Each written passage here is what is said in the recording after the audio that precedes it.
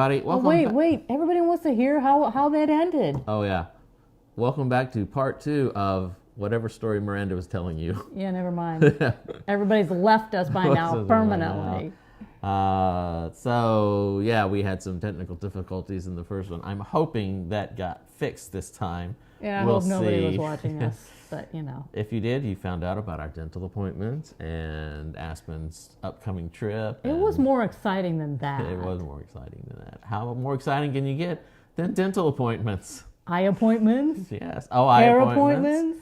Hey! School trips. Look at that, it's working. That counter cross with family reunions. It's working. I am brilliant, I figured it out. Oh, and look at them shades that Brett is wearing today. So you might be wondering why I'm wearing cool shades. For me. That's right. I am. My future's so bright.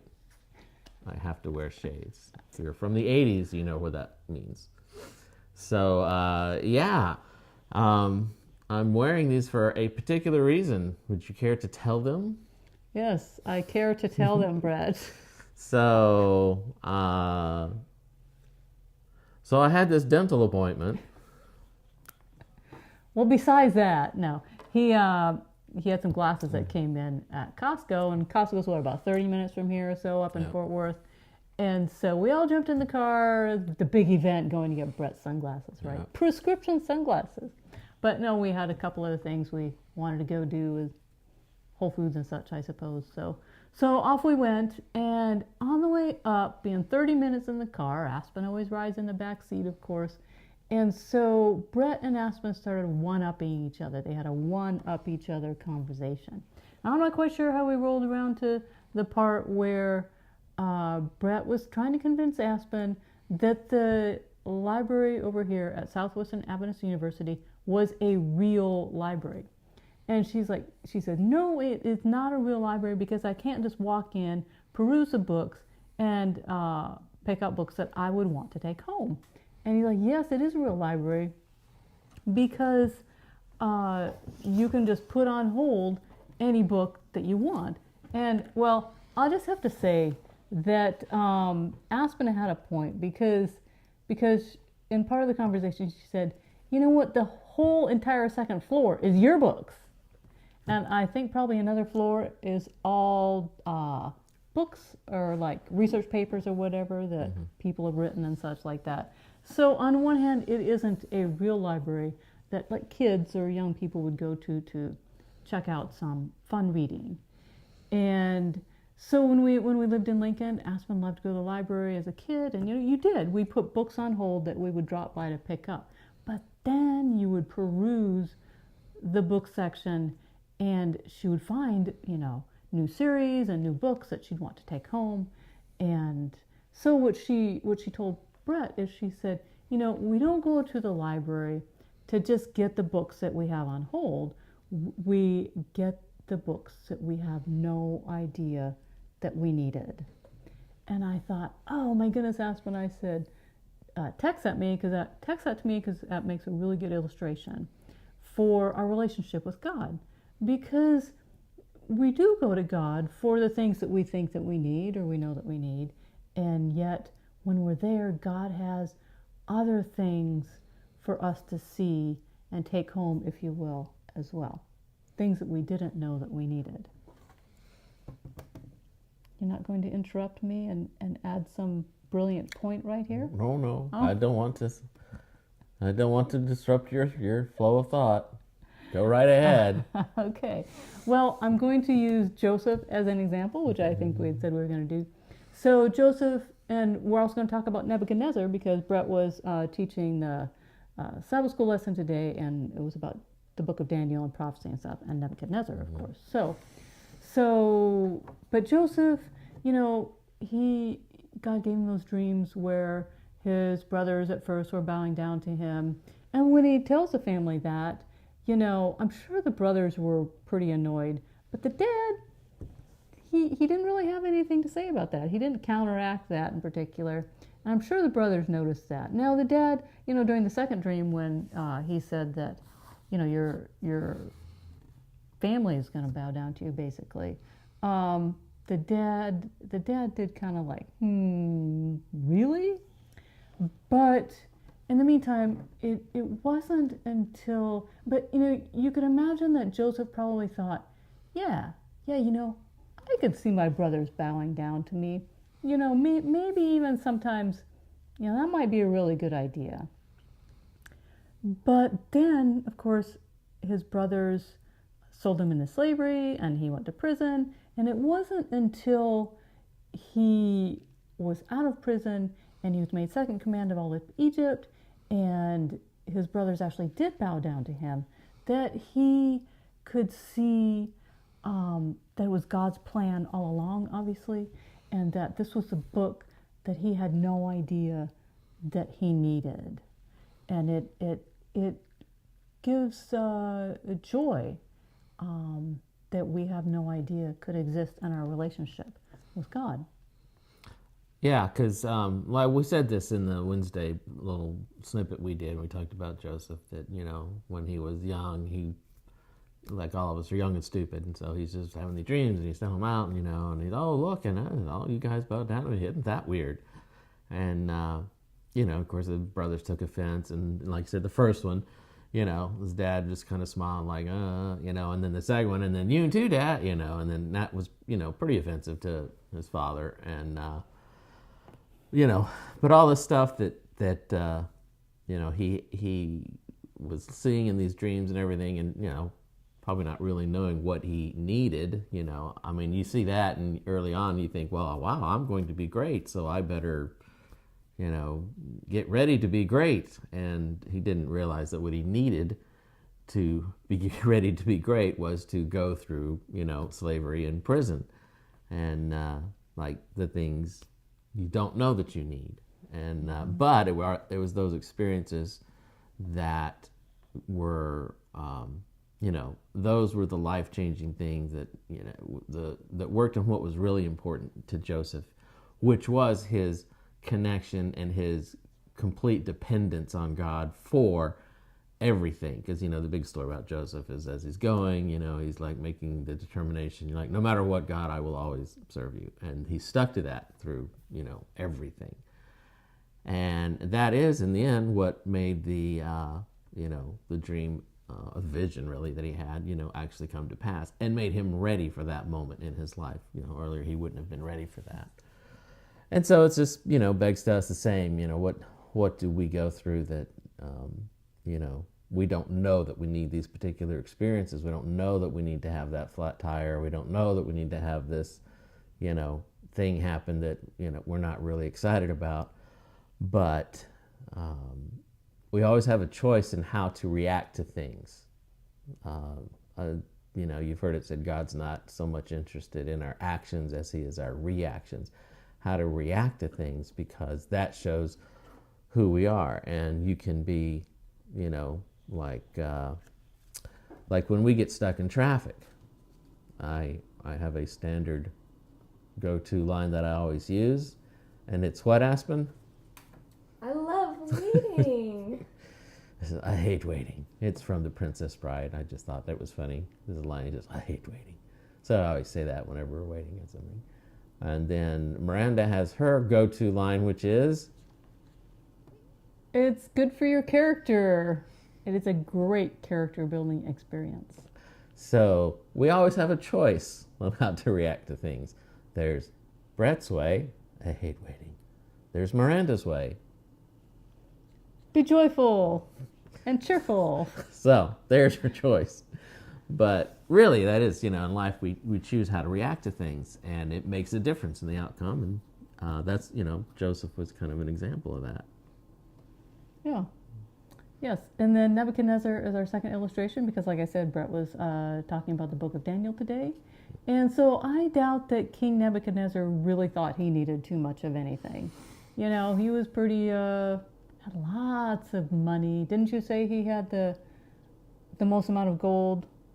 So Babylon was, in prophecy, Babylon was the head of gold. The reason gold was so apropos for Babylon was because it was said they had more gold in the city of Babylon than dust on the street. And, Nebuchadnezzar, on his own right, had military successes. His dad but in his own right, he had conquered countries and nations. He had built Babylon and the Moon Gardens and all this. Well, I mean, he was all that in a bag of chips. He did a lot of successful things, and yeah, he was more rich than anybody else in the world. Yeah. So, anyways, there was, of course, he had that dream where Daniel interprets it for him and basically says, well, you're going to become like an animal and live out and eat grass for 7 years. Well, you should tell him the dream. The dream? Yeah. So Nebuchadnezzar had a dream one night. He had many dreams, but we know the one about the statue, but he had this dream. Right. Well, okay, so it was a tree that grew big and tall and the such. birds came and nestled, Yeah. and Yeah. squirrels danced joyfully, and Yeah. it was a wonderful scene. Yeah. But then it was cut down, but a voice said, leave the roots, basically. Yeah, yeah. Yeah. So I'm sure there was a little bit more to that.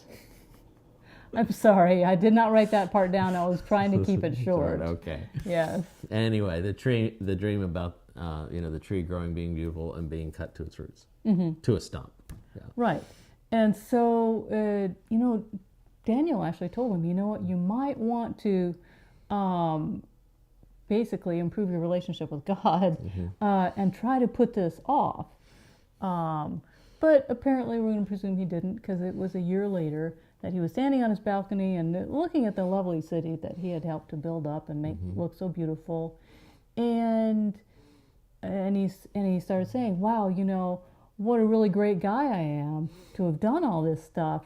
And then a voice comes out of heaven, basically, and tells him that, banishes him basically to the great outdoors and to living like an animal. And so the question that you would ask is, why did God do that? Yes. Yes. And why did God do that? Well, ordinarily, it's because he was prideful, we say.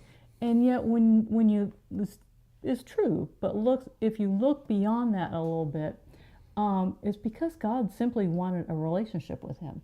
He wanted to be friends with him. And see, Nebuchadnezzar was never going to know on his own, basically, that God's the only one who knows that we're going to be a lot happier people if we rely on his power, living by his power for his glory, rather than living by our own power for our own glory. And so this was a moment in time where God was reaching out to Nebuchadnezzar and trying to teach him that, and show him really how he could just be in this really wonderful relationship with God. So Nebuchadnezzar, at this point, it's later on, and so it's really interesting, I think, about this is that, he's had the dream of the statue, and Daniel's interpreted. We've done the whole, let's throw them in the oven and they didn't burn. He's done all this. Daniel's been in the lion's den. I mean, all this has happened. And so it's not like Nebuchadnezzar hasn't had experiences with Daniel and has not already said himself that, the God of Daniel is the true God. He's the only one telling me anything, and he's the only one doing anything. I mean, he had these experiences, and then for him to have that dream about the tree and for Daniel to tell him, you're going to be a cow for 7 years, that had to have some sort of impact, you would think. It just gives you an idea of where he must have been in his head, that even after that, all that, he's sitting on his balcony, even given the warning, and is like, wow, I did all this, And here you have, it's one of those things like, if God didn't care, it's not like God needed to go, no, you didn't. Let me show you who did this, but what, that was not the point, was not to, just humiliate Nebuchadnezzar because he was taking credit for, the gifts that God gave him. That wasn't the point. Like I said, it was like, I keep giving you these people, I keep giving you these experiences. This was the only thing that was going to reach him. because Right. it affected him absolutely directly, physically and emotionally and everything. Yeah, and the whole thing is when he came out of that, God restored him to his throne. I mean, 7 years later, he didn't have to do that. Yeah. So he really had to see what a kind and gracious God he was. Because any other king going away for 7 years would never make a comeback. Not like in those days, you know. And so Yeah. he had Daniel, though, to look out for. He had to come out of that, you know, and we don't have the rest of the story. We don't know what happened. But he has to come out of that thinking, oh, I get it now, you know. And he was restored like Job. He was restored, you know. And that is like you said, it's a thing of where he was trying to reach Nebuchadnezzar. There was something in Nebuchadnezzar that was reacting to God, that God went to the very end. It's like, this is the only way you're going to listen. And again, things that happen in our lives, and sometimes we get to, you know, hit the bottom, as it were, and stuff. And it's things that God allows to happen sometimes for a reason, and for, you know, to bring us out on the other side. Yeah, things that we certainly would never choose and never imagine as, you know, part of our journey to a better relationship with God. But And that's when we're done studying Revelation. It's a lot of stuff in Revelation where it's, you know, and there's going to be persecution, and there's going to be dragons and lions and tigers and bears and scary things. And it's, you know, we go through it and we're talking about, all right, these are warnings, these are admonitions. This is God saying, hey, the end is coming. Hey, you know, pay attention to what's going on. And it's not done for revenge or retribution or any, it's done for, you know, I'm letting you know things are happening, and I want you to pay attention and turn back. And you know, it's all done out of love and out of desire to, you know, save us. He was trying to save Nebuchadnezzar. yeah, and yeah, it was really the book that Nebuchadnezzar had no idea he needed. Yeah. But I'm sure that afterwards he could see. Chapters in his book of life that he would not have written had he not, you know, had a choice. But turned out to be so. Same thing with Joseph. I'm sure if he was writing his you know, memoirs beforehand, he would not have written those chapters in. No. You know, and yet, how different our book of life would be if we were left alone to write it versus letting God write it. That's true. Yeah. More More? for No. the people. We're done. Oh, We are done. I'm sure they're done. we're done. Okay. Yes. Well, yeah. So They don't want to hear about any more dental appointments, appointments. or anything like Yes. that. well, I guess I don't have any more eye appointments. I have my sunglasses now, and I have another pair of regular glasses, and I did not do bifocals. Yeah, Why didn't I do bifocals? because you don't like them. I hate bifocals. One, they make you look old, and two, they always, I don't know, I never got used to them. Like, I had the ones with the lines, and that I never got used to that. And I know some really going like, oh, we should have gotten progressives, the one without the, and those are even worse. Every time I talk to people about, you know, the optometrist, yeah, you can do those, but they're a little weird, you know. No one ever really said you really ought to get those, but to me it was just the whole, just having the one prescription is way better than trying to do bifocals. So if it ever comes your time, my advice is just get the one for distance and get reading glasses for close, because the bifocals I just never got used to. Anything to add to that, or? No, I wouldn't want to tell them that I still don't need glasses. No, we don't want to tell them that. Just No. wait till you have your eye appointment. Yes, well, I am waiting. Going to Yes. sabotage your tests. He's going to come out and go, wow, you are how are you walking around? And, Well, who knows? I mean, it has been 3 years. yeah. But that one was actually my very first eye appointment. So, yeah, I have to pull out the readers a little more often, but, you know, yeah. So, anyway, any idea what we're doing next week?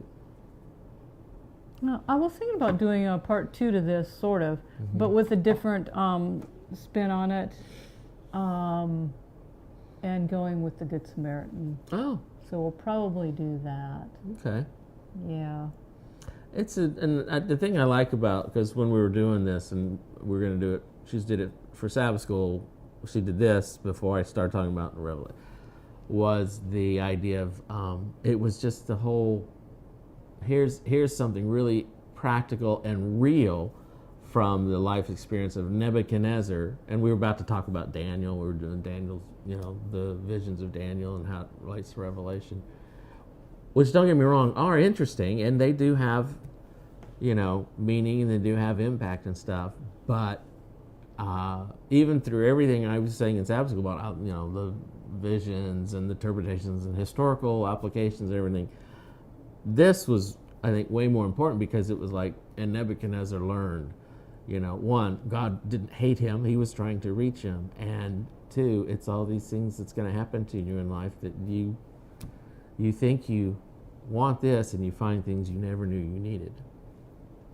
Even though the library here is an amazing library and you can get anything you want. Yes, but it's not the point. It's not the point. Not the purpose. Yeah. It's not the best library. We are without a good library for the first time in any city that we've lived in, because here they charge you, you said. Yeah, if I want to go over to the next city, they're going to charge me a yearly fee. And it just kind of blows me away. Yeah. I never heard of libraries that charges you a yearly fee. A public library in the very next town is going to charge me a yearly fee. Yeah, that's new to me. So, and then I have to drive a ways, to return books that are due and so on and so forth. So, yeah. Yeah, it's kind of a pain. Only in Texas, I'm guessing, but who knows? I don't know. Anyway, all right, so we're going to keep going with our little midweek, pinch of salt thing. We'll give you a little preview or a little, something here on Wednesday, I guess we're going to do, and then we'll be back next week. So hope you had a great Sabbath, and